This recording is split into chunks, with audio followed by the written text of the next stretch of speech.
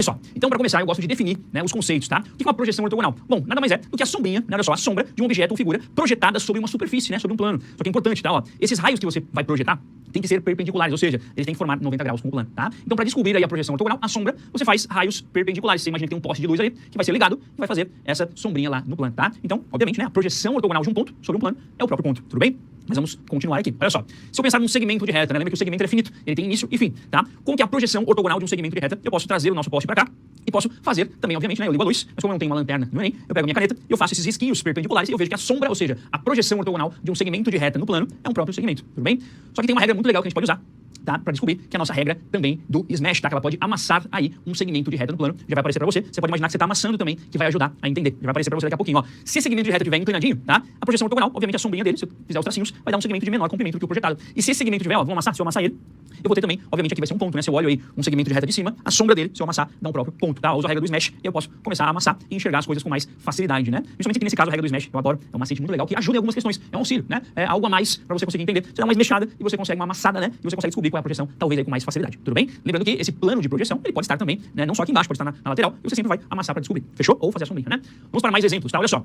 Como que fica a projeção ortogonal de uma reta? E lembrando que a reta ela é infinita, tá? A reta ela nunca acaba. O segmento sim, o segmento ele tem início e tem fim. Se for uma reta, ela é infinita para os dois lados, né? Já aproveitando, se for uma semi-reta, anote aí a semi-reta tem início, mas nunca tem fim, tudo bem? Agora a reta, ela vai ser infinita para os dois lados. Qual que é a projeção ortogonal de uma reta? Se ela for paralela ao plano, a projeção é a própria reta, não tem segredo, né? A regra do smash.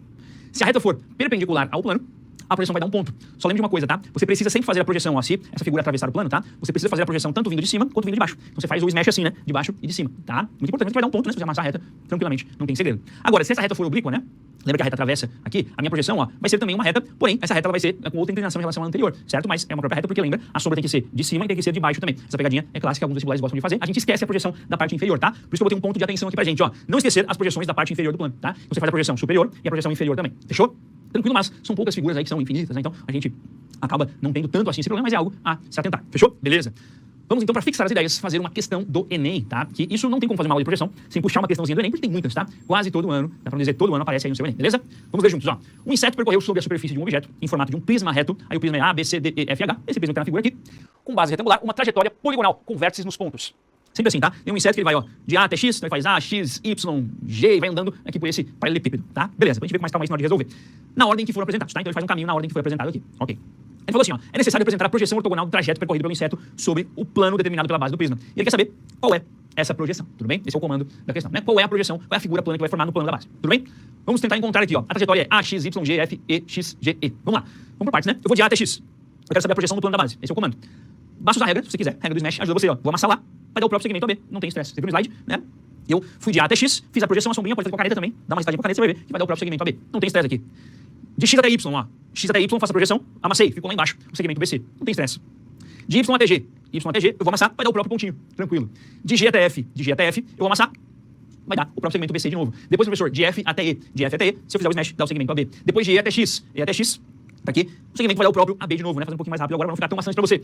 De X até G, professor, X até G, de novo o BC, né? E agora, por último, de G até E, que aí fica um pouquinho diferente. Se eu fizer o smash, a minha sombrinha vai aparecer lá embaixo, né? A sombra dele é a própria diagonal. Lá do plano da base, vai aparecer uma nova parte. Fechou? Portanto, nosso gabarito aqui não tem muito segredo, vai ser letra D, né? Vai dar um triângulo retângulo essa trajetória. Então assim, ó, lá na hora da prova, né? É só você tranquilamente fazer os trajetos e com calma ir traçando as projeções. Pensa na regra do smash, imagine que você tá amassando e traça também os risquinhos perpendiculares para ajudar você na hora de fazer a projeção. Fechou? Ótimo. Então, para finalizar, vamos falar sobre a projeção de figuras rapidinho, só para você visualizar como também pode aparecer na prova para você, ó. Eu trouxe um exemplo de um cone aqui e várias projeções do cone sobre vários planos aqui de projeção, né? Se eu fizer o smash, ou seja, se eu olhar o plano de cima, fizer a projeção dele, né? Se eu olhar o cone de cima, né? Fizer a projeção dele no plano da base, eu vou amassar ele, vai dar um círculo aqui no plano inferior. Agora, se eu amassar o cone nos planos laterais, eu vou ter triângulos, que são as sombrinhas, né? Então, cara, principalmente quando é figura, se você amassa, ajuda muito a entender a projeção. Espero muito que essa dica te ajude, tudo bem? Então, ó, traça as linhas perpendiculares com a caneta e depois utilize a regra do smash para projetar a sombra. Você amassa aqui e vai descobrindo, tá? Eu trouxe também o triângulo, certo? Ó, o triângulo, se eu fizer a projeção desse aqui, aparece bastante. Se olha o triângulo de cima, a projeção dá um próprio segmento de reta se você amassar, né? Ou o próprio círculo, essa aqui é muito boa. Pode ser o círculo ou a circunferência, né? Se você olhar ele de cima, você vai ver também o próprio diâmetro aqui como projeção, né? Vai dar um segmento de reta se você olha esse círculo de cima, se você amassa ele, você acaba encontrando essa projeção. Tudo bem? Beleza, então.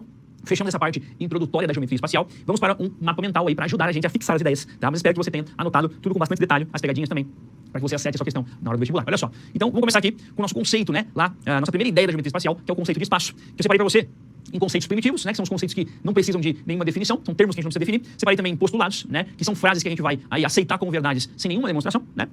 e os teoremas que aí precisa de uma demonstração, tá? Então esses conceitos aqui são mais introdutórios mesmo, eles não costumam aparecer tanto nos vestibulares, tá? E aí, ó, dos conceitos primitivos, eu dei como exemplo pra você o conceito de ponto, reta e plano, certo? São conceitos que não tem definição, que a gente acaba aceitando aí, que a gente tem uma intuição, né, sobre esses caras. O que é um ponto? Um ponto é um ponto, uma reta, professor. O que é um plano? Um plano é um plano, a gente já tem esse conceito, né, como sendo primitivo, tudo bem? Ok, e aí, ó, o mais importante, é claro, que vai ramificar pra gente são as retas, né, ó. Lembra que eu falei? Dois pontos distintos, né, determinam uma única reta aí que passam por eles. Então tem que ser pontos distintos para determinar uma única reta. E eu separei as retas também, em alguns casos, né, você lembra lá? E o mais importante é, ó, coplanares com 90 graus. E quando elas são coplanares, lembra? Elas podem ser coplanares, tá? E quando elas são concorrentes, elas podem concorrer fazendo um ângulo de 90 graus. E elas são chamadas de retas perpendiculares, né? Se o ângulo não for 90, não botei aqui, mas se o ângulo não for 90, elas são oblíquas, tudo bem?